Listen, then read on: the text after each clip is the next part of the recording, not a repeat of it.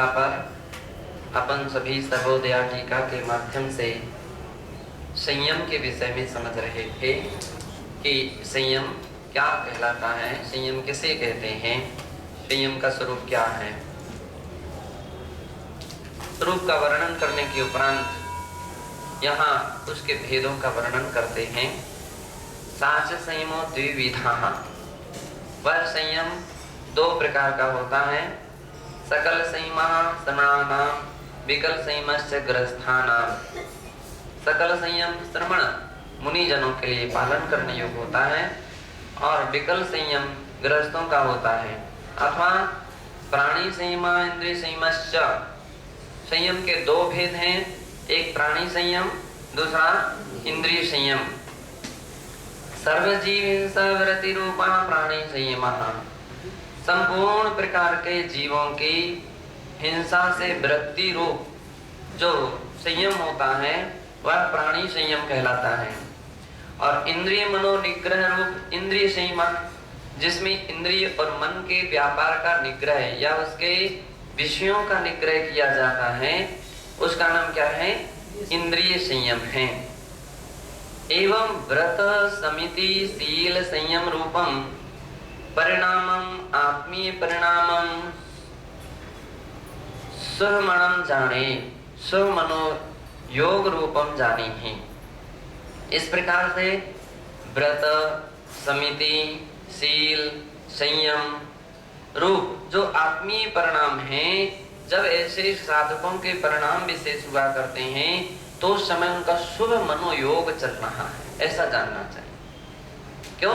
क्योंकि अच्छे भाव है, परिणामों की निर्मलता है, और जब परिणामों की निर्मलता होती है, शुभ भाव होते हैं, तो उनके ऐसे विचारों में शुभ विचार उत्पन्न होते हैं। जिनके परिणाम सही नहीं होते हैं तो उनके अंदर में शुभ विचार नहीं आ पाते हैं। यहाँ वहाँ के अनर्गल विचार आते रहते हैं। अनर्गल कार्यों में अनुचित जो मोक्ष मार्ग में साधनभूत नहीं है, मोक्ष मार्ग में प्रयोजनभूत नहीं है, ऐसी बातों में उनके उपयोग लगे रहते हैं। लेकिन जो मोक्ष मार्ग में प्रयोजनभूत हैं, मोक्ष मार्ग में और अपने लिए जो प्रयोजनभूत हैं, उस पर भटका जा करके जब उपयोग जाता है तो समझ लेना कि उस व्यक्ति का शुभ मनोयोग चल रहा है। व्रतादिकम शुभोपयोग लक्षणम अपहृत संयमाख्यम सराग चारित्र संयम एविति अवुध्यस्व। और एक यहाँ पर कह रहे हैं कि व्रत आदि जो स्वोपयोग रूप हैं, इन्हें अपहृत संयम भी कहा जाता है। दो प्रकार के संयम होते हैं, अपहृत संयम और उपेक्षा संयम, है ना। उपेक्षा संयम बहुत उत्कृष्ट संयम रहता है, अथवा बड़े बड़े साधक उस संयम का पालन करते हैं, उसका नाम उपेक्षा संयम। अगर आंख में कांटा भी चला जाए तो कांटे को नहीं निकालेंगे, ऐसे साधक रहते हैं। अगर कदां से चींटियां वगैरह रास्ते से निकल रही हैं तो वे खड़े रहेंगे जब तक वे सारी चींटियां ना निकल जाए। ऐसा अपहृत संयम होता है। मिट्टी धूल आंख में चली गई, पड़ी रहने दो, कांटा लग गया लगा रहने दो, है ना। इतने वैरागी होते हैं, इतने साधक होते हैं, वे उसका कभी भी प्रतिकार नहीं करते हैं।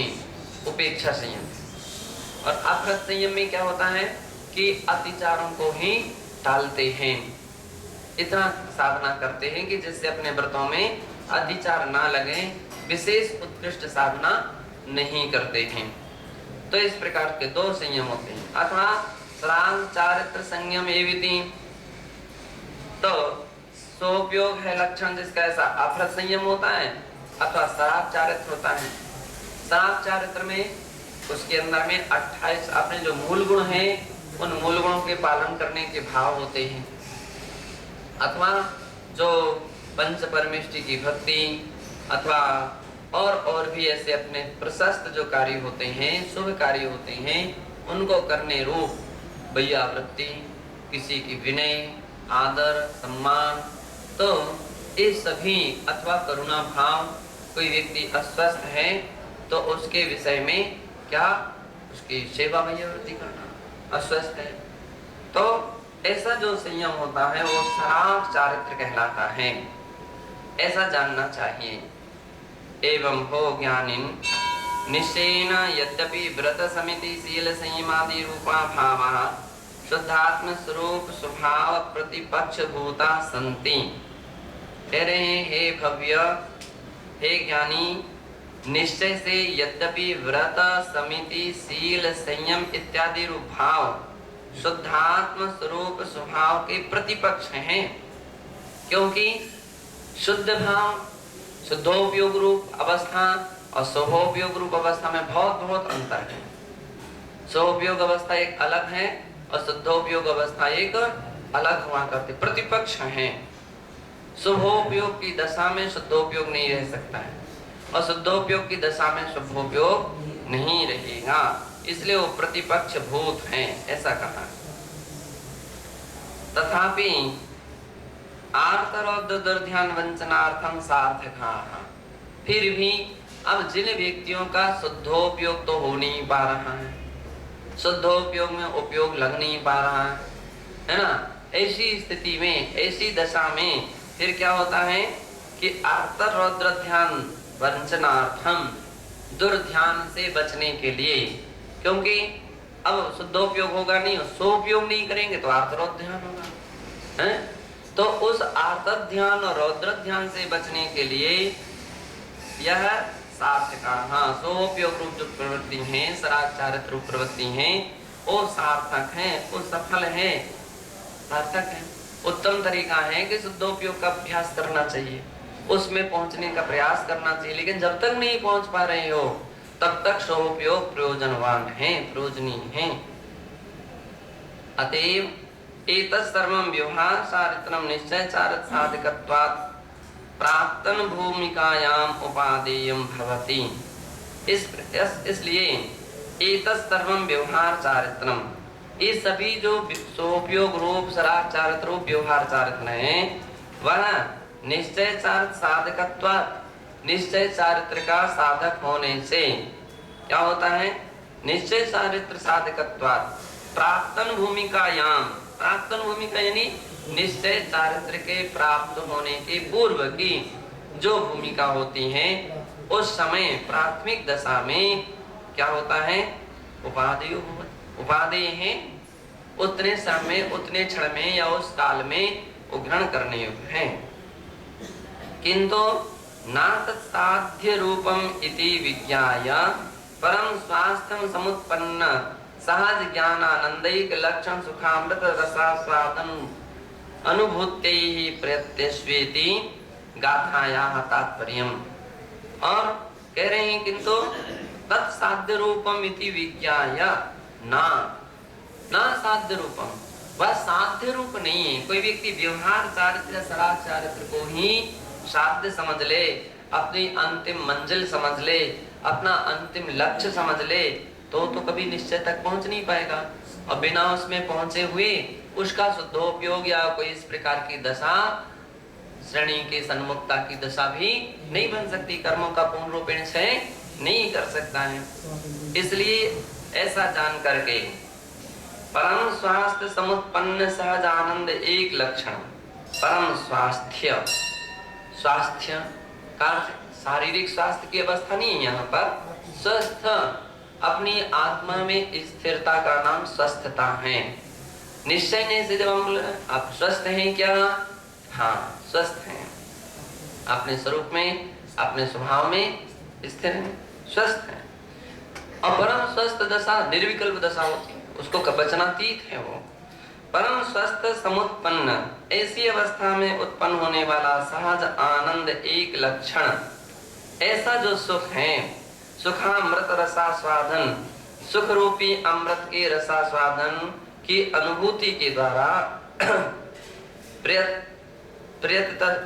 प्रयतस्वेति गाथा तात्पर्य, उसमें प्रयत्न करना चाहिए। किसमें, उस निश्चय जो सुख है, निश्चय जो अपना स्वस्थ दशा है, निश्चय चारित्र है, उसको पाने में हे भव्य प्रयत्न करना चाहिए, प्रयास करना चाहिए।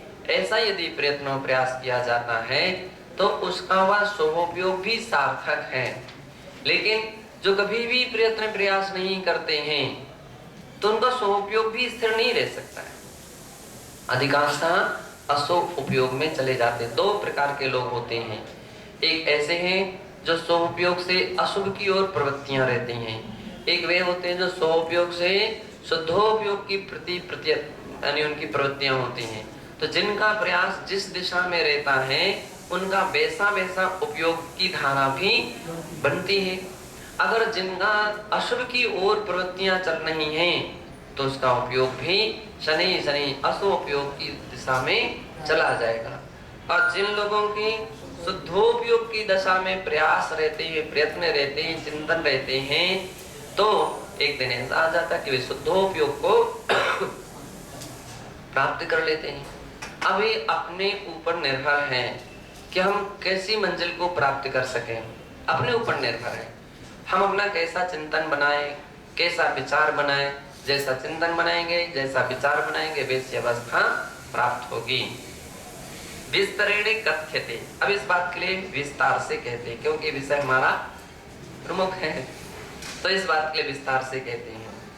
एन वचनेन स्वापर कल्याणं भवति मिथ्यात्वादि विनाशो भवति रत्नत्रयस्य वैराग्यस्य संतोषस्य सम्यक् ज्ञानस्य वृद्धिर्भवति अर्हतादिषु गुणानुरागो समेधते तथा हितकरम् अपि तत्सर्वं वचनं शुभ वचनम इति सारः।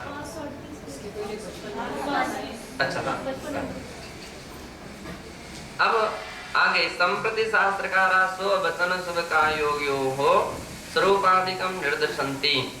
अब यहाँ शास्त्रकार आचार्य भगवान श्री कुंद देव स्ववचन और शुभ काय योग इन दोनों के स्वरूप आदि का निर्देशंती उसका निर्देश देते हैं, कथन करते हैं। संसार छेद कारण वैणं से वैणमिनि जिणोत्तिष्ठम् जिण देवादिषु पूयात् गायन्ति हवे चेष्टा।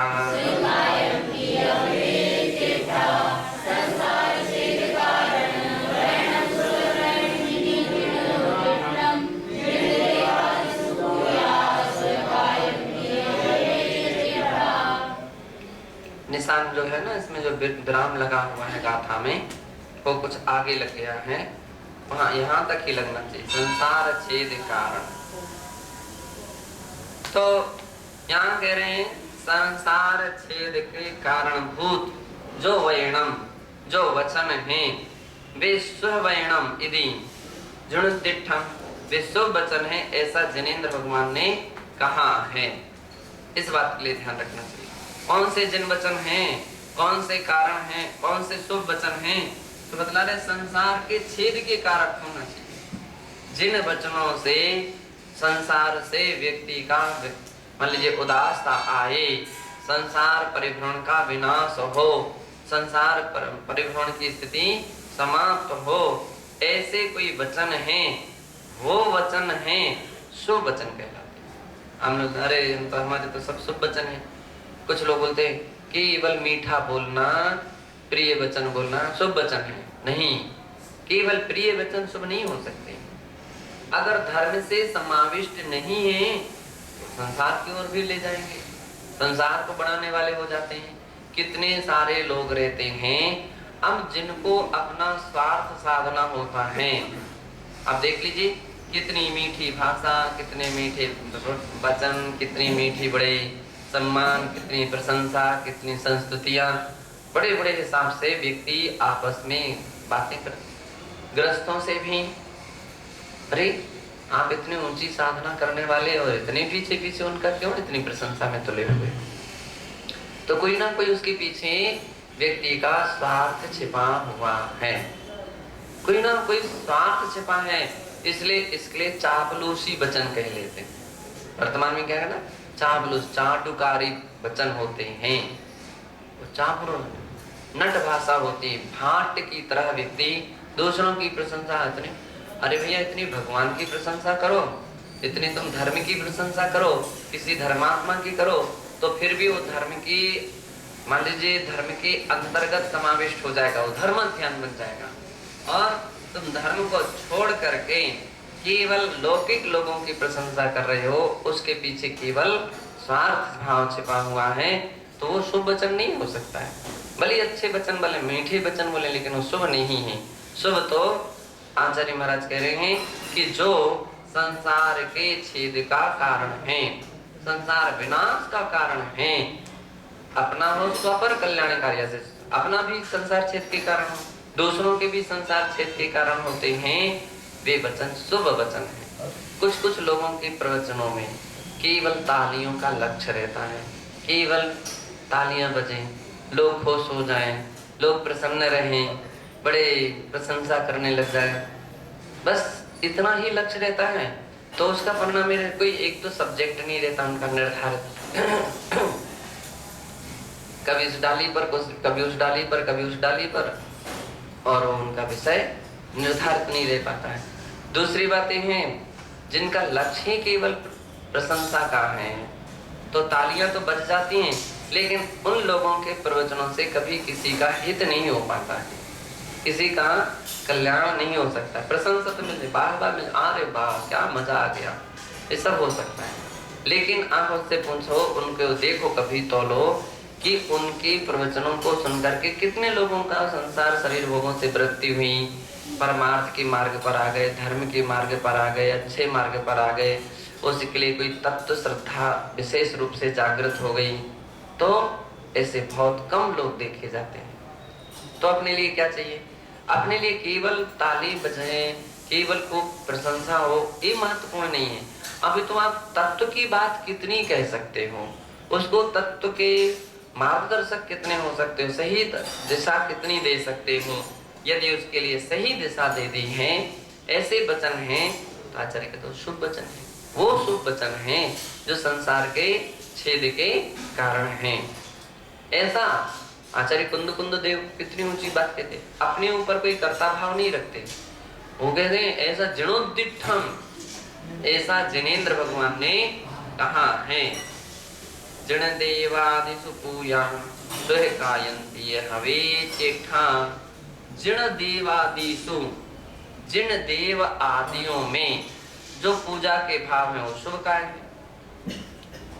अब शुभ काय, काय से की जाने वाली जितनी भी चेष्टाएं हैं, है ना, पूजा संबंधी, पुजारी द्रव्य धो देगा, इसका मतलब तुम शुभ काय से बच रहे हो।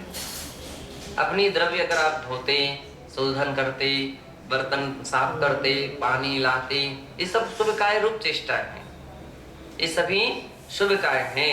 और फिर स्वयं खड़े होते, पूजन करते, ये शुभ काय हैं। अब कितनी बार व्यक्ति प्रमाद के कारण धर्म कार्यों में तो हर कार्य अपने हाथ से करने का प्रयास करना चाहिए, घर के कार्य भले कोई दूसरा करे, लेकिन आज के व्यक्ति कितना प्रमादी होता चला जा रहा है। पूजा की द्रव्य धो करके कोई रख देगा, पूरी थाली बना करके तब पूजा, और वो भी कुर्सी लगा दीजिए और टेबल लगा दीजिए, पंखा लगा दीजिए। ये तो फार्मलिटी जैसी स्थितियां बनती हैं। और कितनी बार पूजा के समय व्यक्ति यहाँ जा रहा, वहां जा रहा, आ रहा, जा रहा, बात कर रहा है, जबकि पूजा की सही विधि है मौन से पूजन करना चाहिए, लक्ष्य बना करके चलना चाहिए, उद्देश्य प्रतिज्ञा। उसमें एक वाक्य आता है, पूजा क्या है, पूजा के लिए प्रतिज्ञा करता हूँ, बकाये सर किए जाते उस समय, अब मैं पूजा की प्रतिज्ञा करता हूँ। मतलब दो प्रकार के तरीके हैं कि अगर किसी को किसी से व्यवधान नहीं है, स्वाधीनता स्वतंत्रता है, तो चिल्लाना भी तो नहीं कहेंगे, लेकिन नाच गाजे बाजे से कर सकते हैं। और कुछ ऐसी स्थिति है अगर किसी को व्यवधान आ रहा है, तो पूजन करने वाले का तो लक्ष्य होना ही चाहिए कि हमारे लिए किसी से का व्यवधान ना आए और हम भी किसी के व्यवधानक ना बने, अपन भी किसी के बाधक ना बने। लेकिन पूजा है संगीत स्तुति मंगले, है ना, संगी स्तुति, संगी के द्वारा वो स्तुति वगैरह जो है ना बोलते, वंदना करते, पूजा करते हैं, सामूहिक पूजन करते हैं। तो ऐसा सामूहिक करते, कितनी बार अकेले एकल पूजा भी, कितने सारे एक गुवाहाटी के या कहाँ के वो एक विजय कुमार जी करके थे। अरे उनके गृह चैत्यालय था और गृह चैत्यालय में तो वे उनका फिक्स था, जब तक वे पूजा करेंगे तो घर में का कोई भी सदस्य उनके लिए डिस्टर्ब नहीं करेगा, उनके स्थान पर नहीं जाएगा। और जब वो पूजन करते थे तो पूरे आभूषण पहन करके और नृत्य गाजे बाजे के साथ उनकी पूरी संगीत मंडली रहती थी, या वही उनकी परिवार के लोग। हाँ, मतलब तो व्यवधान भी नहीं आना चाहिए, और अगर अनुकूलता है भक्ति भाव से पूजा तो इतनी विभोर होकर के उनका फिक्स था, घंटा 2 घंटे जो भी था, तो उनकी श्रीमती, उनकी बेटी, उनकी बच्चियां जो भी सब भक्ति से नृत्य करते, और उस वक्त उनका गृह चैत्यालय था, तो कोई प्रसंग ही नहीं, किसी को कोई परेशानी, ऐसा पूजन करते थे। और लगता था कि हाँ ये कोई पूजन चल रही है, यद्यपि किसी को ब्रेक ही रखते हैं कोई उस मौके पर। एक तो गृह चैत्यालय में दूसरे के यहाँ व्यक्ति कम जाता है, और दूसरी बात ये है कि घर के लोग भी उस समय ब्रेक रखते थे कि दुकान मकान कर्म कोई भी होगा उस वक्त तक कुछ नहीं कहा जाए। बाहर जब पूजा उनके निकलेंगे दरवाजे, इसके बाद ही समाचार दिए जाएंगे, अच्छे हो और चाहे बुरे हो, ब्रेक थे उस समय पूजा के लिए समय नहीं बदले। तो क्या बदला रहे हैं अपन के यहाँ पर? ऐसे शुभ काय चेष्टा पूजा के आदि कार्यों में कभी प्रमाद नहीं करना चाहिए। बने बने द्रव्य, अरे अपने हाथ से द्रव्य धो ना, अपने हाथ से द्रव्य का शोधन करो तो अधिक अच्छी बात है। ये सब प्रशस्त शुभ काय है, द्रव्य संशोधन कर रहे हैं, कोई जीव तो नहीं, कोई अशुद्ध वस्तुएं तो नहीं पड़ी हुई हैं। ये लक्ष्य है। पानी भरने के लिए जाता व्यक्ति कितनी शुद्धि कितनी मर्यादा के साथ जाता है, तो शुद्धि के साथ पानी ला रहा है और जो उचित स्थान पर रखता है, द्रव्य को धोता है और द्रव्य का जो पानी है धुला हुआ वो उचित स्थान पर डालता है, प्राशुद्ध पानी तैयार करता है। तो ये सब क्या है? शुभ कार्य है। अब ऐसे कार्यों में जितनी अपन चेष्टा करते हैं, आहार दान देता है व्यक्ति तो कितने सबसे सुबह से लगता है, बल्कि 1 दिन 2 दिन पहले से ही उसकी रूपरेखा तो प्रारंभ हो ही जाती है। कहाँ जाए कि धर्म ध्यान के सबसे प्रबल अंग है, प्रबल अंग है कि व्यक्ति का उपयोग जो है ना बलात् लगेगा, लगता नहीं लगेगा, लगना पड़ेगा, उपयोग को भी लगना पड़ेगा। अब उसको वही सोचे भाई कल चौका लगना है, अब चौके को स्थान सफाई करो, चंदो बताओ यहाँ ये सफाई करो, यहाँ द्रव्य सामग्री लाओ, ये सामग्री खरीदना है, चावल धो लो, कहीं गेहूं धो लो, चक्की धो लो, पिसाना है चौके के लिए सामग्री। अब वो सब की सब जितना भी उसका ये सारी प्रक्रिया चल रही है सो उपयोग है, सब चेष्टाएं दीर्घकालीन तक धर्म ध्यान के लिए कुंदाचार्य ने दान को पूजा के पहले रखा। पूजा दान धर्म है, पूजा भी धर्म है।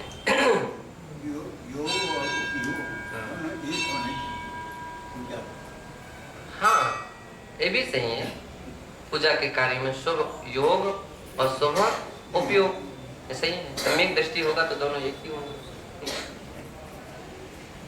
तो ऐसा शुभ कार्य रूप चेष्टा कहलाती है। सर्वोदया टीका प्रथमं तावत् सुवचन योगा का इति निरूपयन् आह। सबसे पहले तब तक शुभ वचन योग क्या है ऐसा यहाँ पर निरूपण करते हैं। संसार छेद कारण वैणम संसार से शुभाशुभ कर्म जनितस्य छेदा उन्मूलनम तत्तु कर्म क्षयाद एव संभवति। कह रहे हैं शुभ वचन योग क्या है ऐसा प्रश्न करने पर उत्तर देते हैं कि संसार से शुभाशुभ कर्म जनितस्य छेद उन्मूलनम, जो संसार यानी शुभ और अशुभ प्रकार के जो कर्म हैं उन कर्म के छेदन करने में, उन्मूलन करने में, कर्म क्षयाद, ये सब उन्मूलन जो है वो कर्म के क्षयाद एवं संभवति, कर्म के क्षय से ही हो सकता है।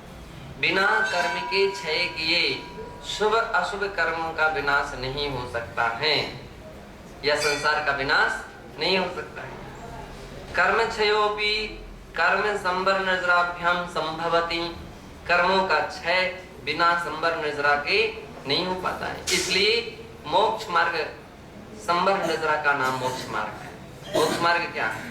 संबर निर्जरा के अनुसार प्रवृत्तियां करना, ये सभी मोक्ष मार्ग। सम्यक दर्शन ज्ञान चारित्राण तो कहते ही हैं, लेकिन उसमें भी प्रयोजनभूत महत्वपूर्ण तत्व है संबर निर्जरा, और संसार का हेतु है। संसार का मुख्य हेतु क्या है? आश्रय बंधन, आश्रय बंधन। ऐसा तो ऐसा कर्म क्षयोपि कर्म संबर निर्जराभ्याम संभवति तस्मिन् उन्मीलने यत् कारणं भवेत्, अर्थात वक्तु कर्म क्षयादि कारकं भवेत् तादृशं यद वचनम इति भावः। तो कह रहे हैं यस्मिन् उन्मीलने, किसके? उस कर्म के निर्जरा के करने में या संसार का उन्मीलन करने में जो कारण होता है, अर्थात वक्तु कथन करने वाला, कथन करने की जो शैली है वह भी कर्म क्षयादि कारकम भवेत्, कर्म क्षय का भी कारण होती है। तादृशम यद वचनम इति भावा। तो वो वचन जो हैं ऐसे होने के कारण से उनमें भी उपचार कर दिया जाता है, तो वचनों को भी कर्म के क्षय का कारण कहा है।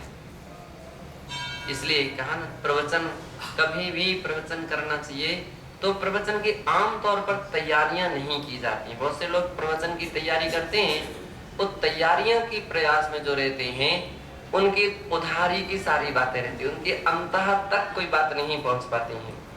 और दूसरे वे व्यक्ति होते हैं जो साधना कर परक चिंतन उनका चलता ही रहता है।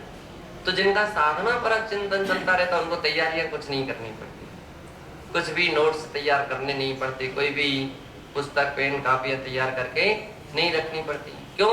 क्योंकि उनकी स्वयं इतनी आत्मचिंतन चलते हैं, आत्मचिंतन चलते, मंथन चलते, आत्म के तत्व की जो भी बातें रहती हैं उसका उनका मनन चलता है, तो वो ही उनका प्रवचन का एक विषय बन जाते हैं, प्रवचन के विषय बन जाते हैं।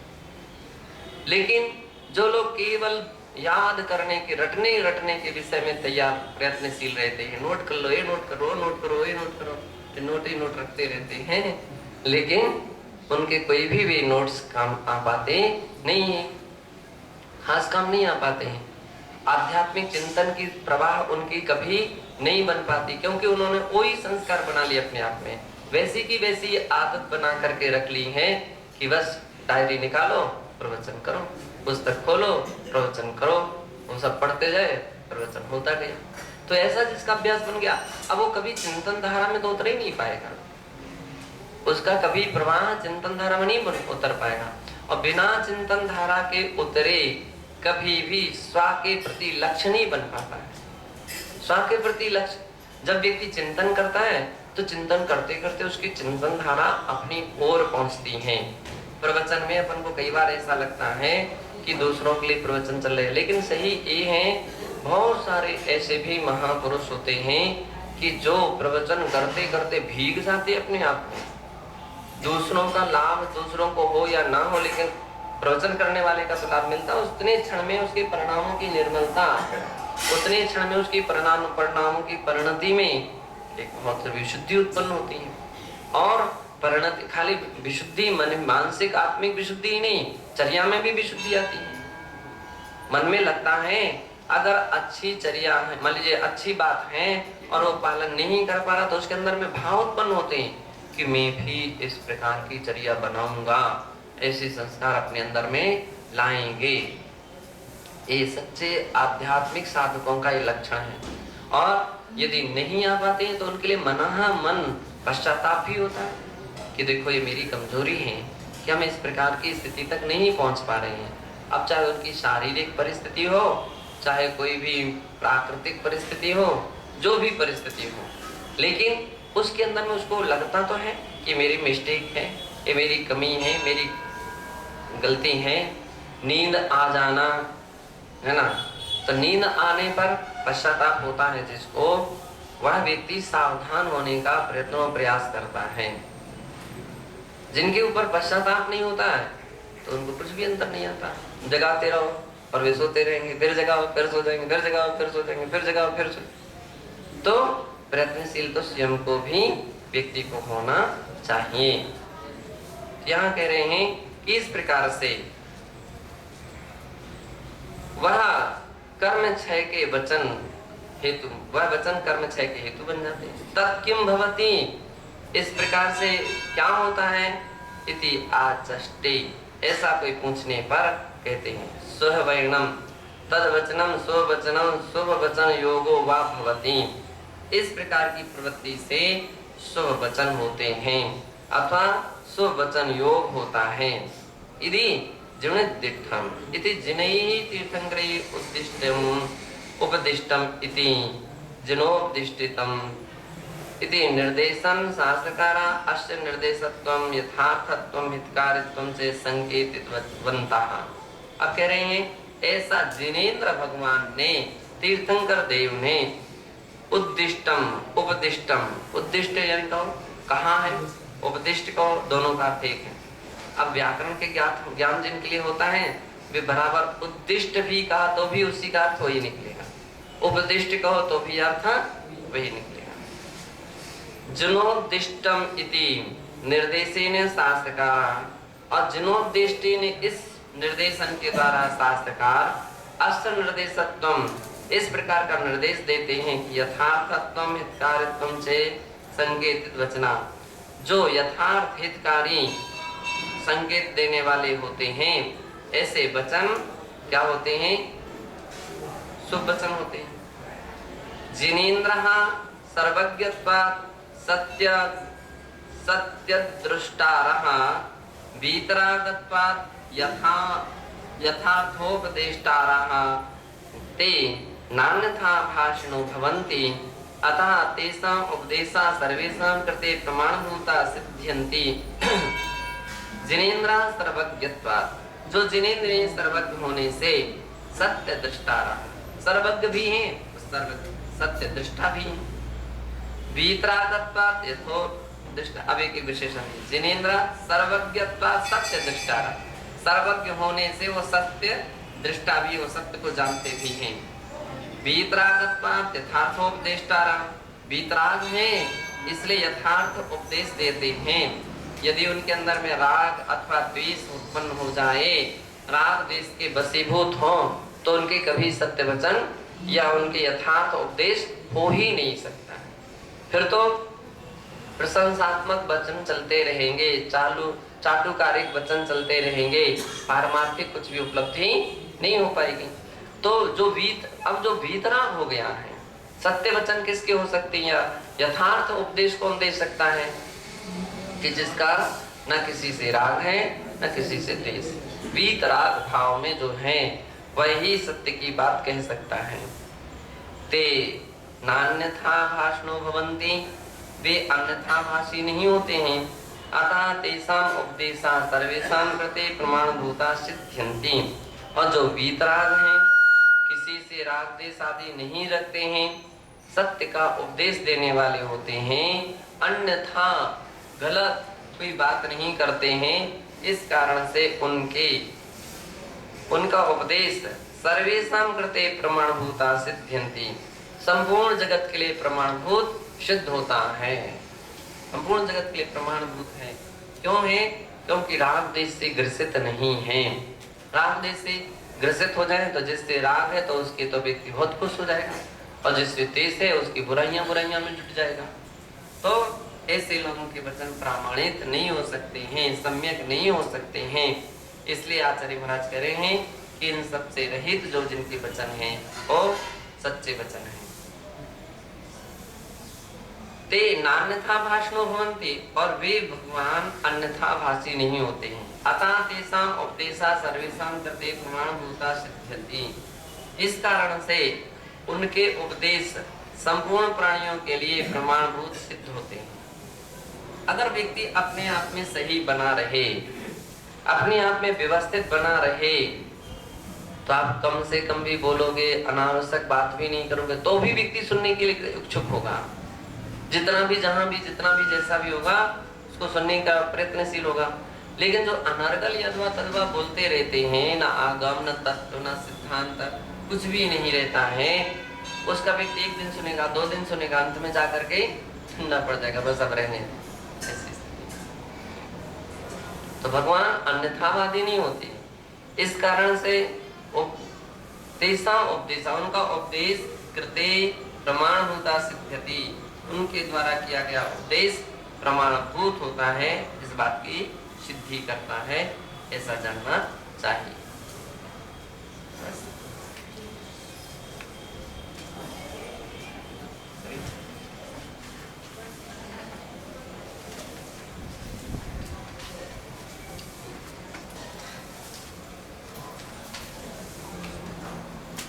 तो इस बात के लिए तुम लोगों को भी निरंतर सोचते रहना चाहिए हमारा वचन कहाँ कैसा हो रहा है, वचन प्रयोग और काय चेष्टाएं अपनी कैसी हो रही हैं, इस प्रकार से जानना चाहिए। अब इसका विस्तार आगे पूर्ण रूपी ने